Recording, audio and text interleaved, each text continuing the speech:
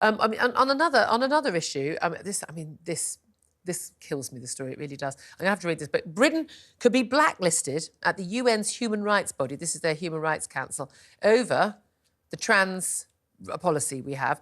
There's basically for defending biological sex as real, i.e. men can't become women, women can't become men.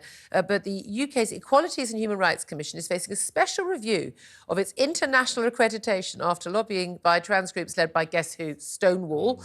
Basically could leave it stripped of its so-called A status, meaning it will no longer have a place at the table of the Human Rights Council, the UN and other UN bodies, basically because they're saying it's a transphobic policy, because the EHRC gave advice to ministers that suggested that changing the law to define sex as biological sex would bring clarity to contentious issues like single-sex spaces, like changing rooms and sports and things like that.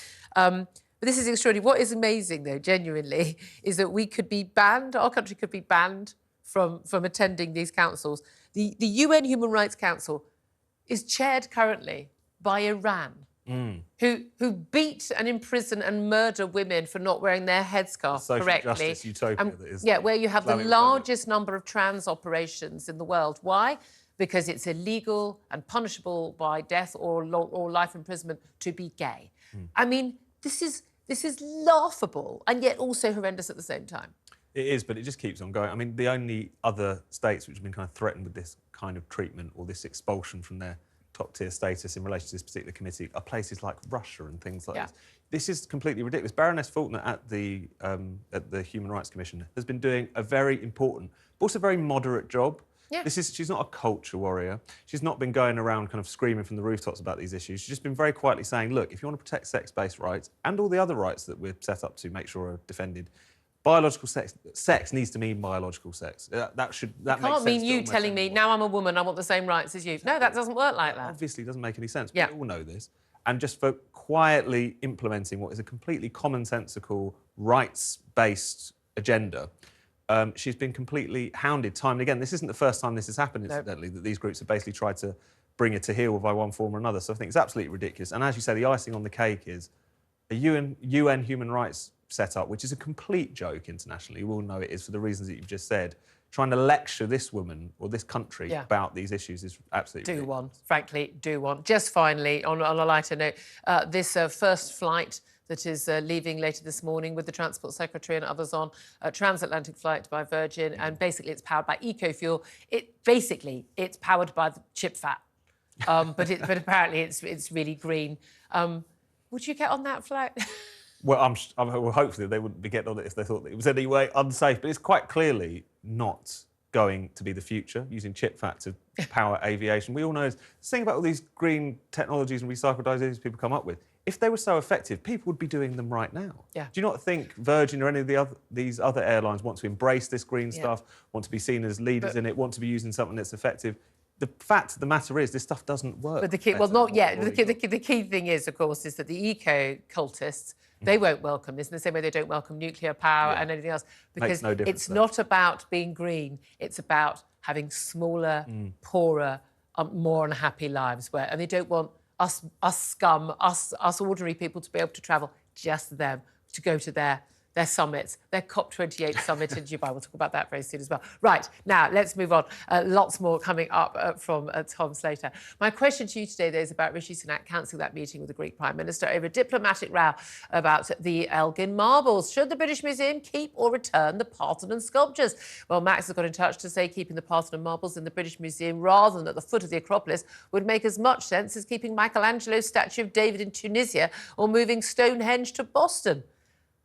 Sid says it depends on the exact circumstances in which Elgin got them in the first place. There seem to be several versions, depending on whether someone wants to keep or give them back.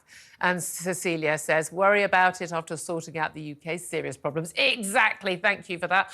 I'm also keen to get your calls today as well. Mark is in Greenwich and he's rung in about the Elgin marbles. Good morning to you, Mark. Good morning, Julia. Good morning. Thanks for getting in touch. OK, just first of all, have you ever been kept awake at night by your concern about where the Elgin marbles are? Constantly. I mean, me too. I think of nothing else. I'm planning to do my show on that and nothing else until the end of time. Julia, I worked at the British Museum for almost 20 years. and I witnessed protesters coming into the museum, throwing flags, throwing flowers at the north end of the Devine Gallery. That was their concern. I always find it really, really amusing when people want to sound very virtuous about returning the Elgin marbles and the Benin bronzes and other items. The Elgin marbles were legally purchased by Lord Elgin from the Ottoman Empire, which Greece at the time was a vassal state. The Ottomans were using the Parthenon as a munitions store, which exploded.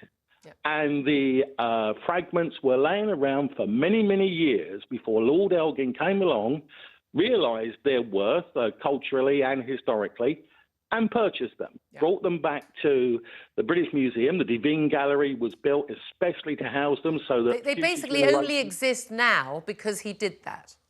Exactly. The British Museum has, I would argue, the best scientific research department, the best conservation department in the world. And those marbles have been protected, have been preserved, and will be enjoyed by countless visitors to the museum for many, many more years. Well, they'll walk past them on the way to the gift shop. Let's be honest. Well, indeed. That's how I go through museums. I'm terrible. I'm terrible at museums. What can I say? But so you, as far as you're concerned, they should stay where they are. Absolutely, Julia. I mean, people talk about the Benin bronzes, about that they should go back. And again, the Benin bronzes were gifted to this country as part of, how should we say, a sweetener for government financial support. These things happen in all countries throughout all ages. And I think if people really, really want to ask about giving things back, they should look more into the history of how they were acquired, and then they might understand why we actually have them. Really great to get your call. Thank you very much indeed.